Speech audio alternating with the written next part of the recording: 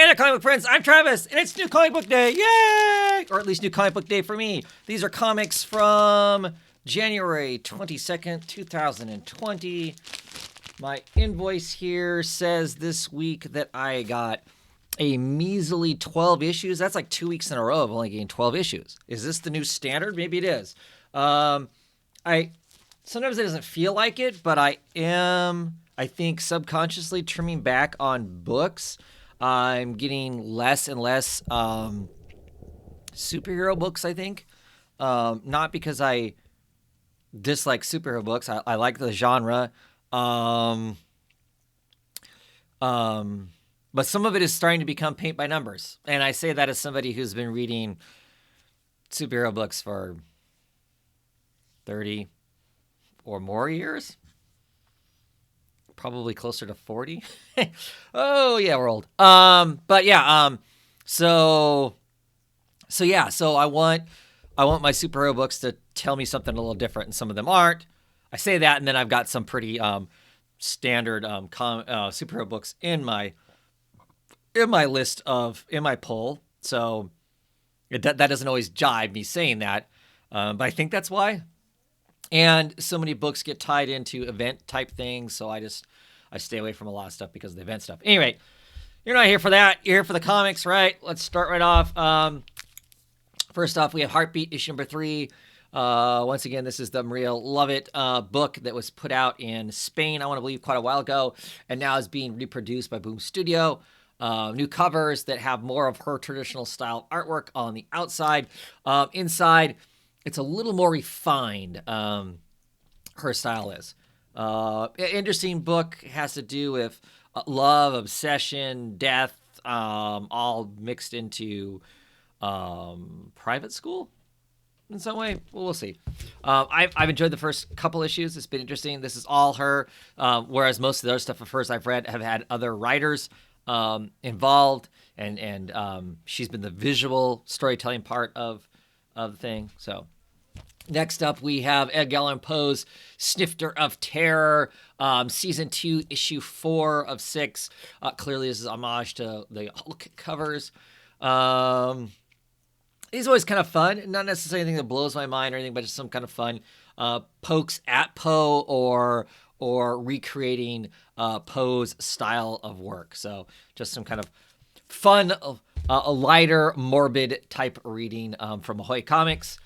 Issue 11, the penultimate issue of Wonder Twins. This goes to issue 12, the vile virtual villainy of Colonel 86. So super AI computer from the 80s has been reawoken and plugged into the internet, and it's going to take over everything. We'll see what happens with these kooky, crazy kids. And then we have issue 6 of Once and Future. I would have thought that the last issue possibly was the end of an arc.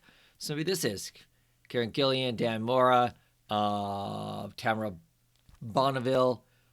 Just a wonderful book. Recommend it to everybody. Lots and lots of fun.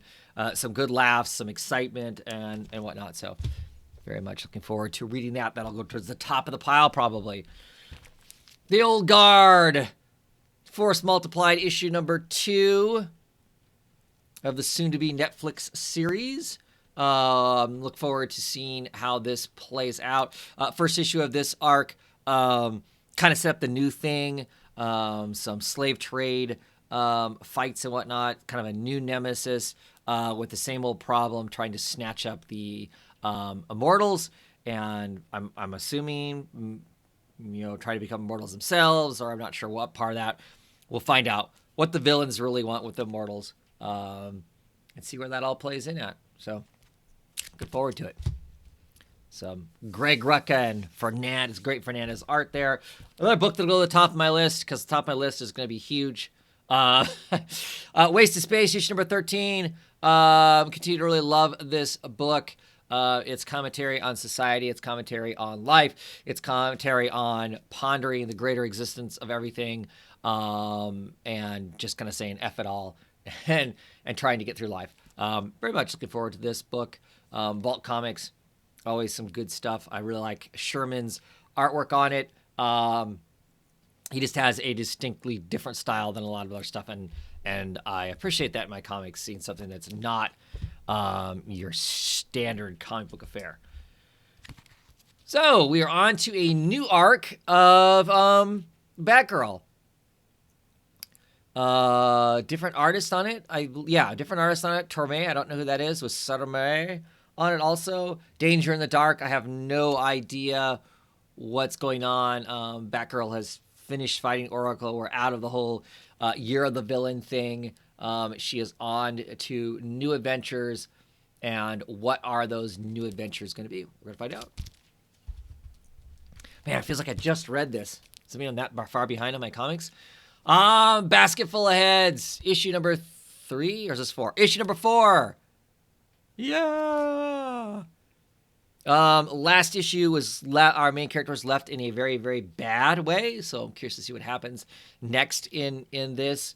This wonderful girl walking around with a basket that has a talking head in it, talking severed head, as she swings a Nordic axe of some mythic proportions. But some good horror, creep, and laughs all in one thing. And I have to admit, there are some like 80s type horror that I find quite fun because, yes, they're horror, they're gross, so they're supposed to be scary, but they also have elements that just make you laugh your ass off in it too. So look for that.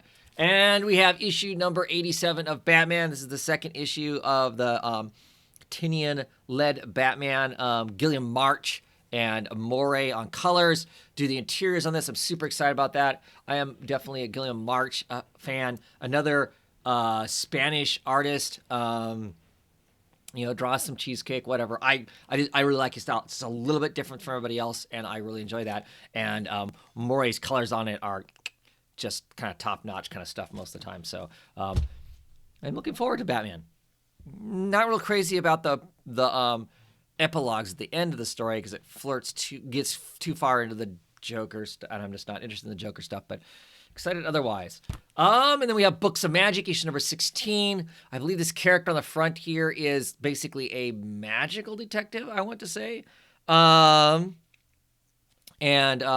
it's going to cause some havoc for young Tommy because there are definitely a group of mages, good people, who think that Tommy should be reined in and potentially killed because Tommy has the potential either to be a force of good in magic or the destruction of the world magic-wise.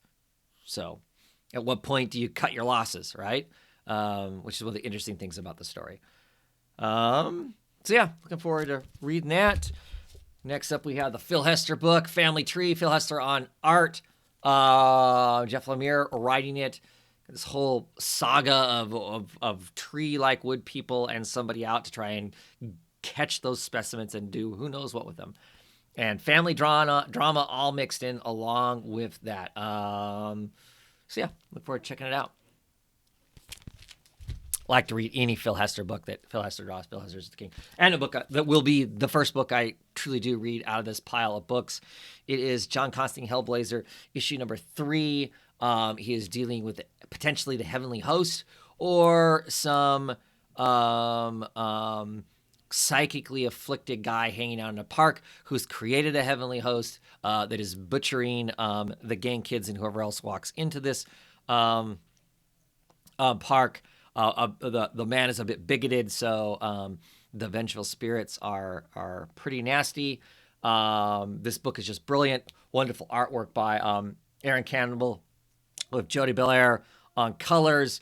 There's this great gang league character, this psychopop who's just gory and gross and just really cool, who's an ally?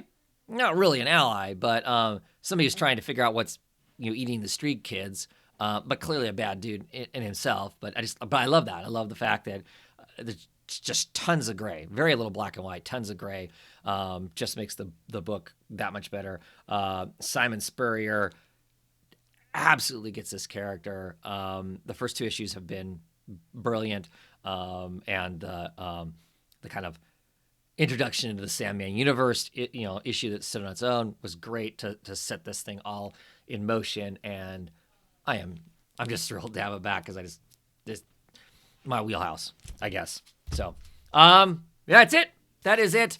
Maybe some comic rambling this weekend. We'll see. I think I got like half of last week's comics I still need to read, so I gotta bust those out, and the Dishonored Voice would have to bust them out too, and then maybe you'll see us later on. And maybe I'll get a live program going. I keep saying I'm going to do that, and I don't download the extra software you got to load into YouTube these days to do it live, but maybe we'll do that. Anyway, have a great weekend, everybody, and I'll catch you whenever I catch you.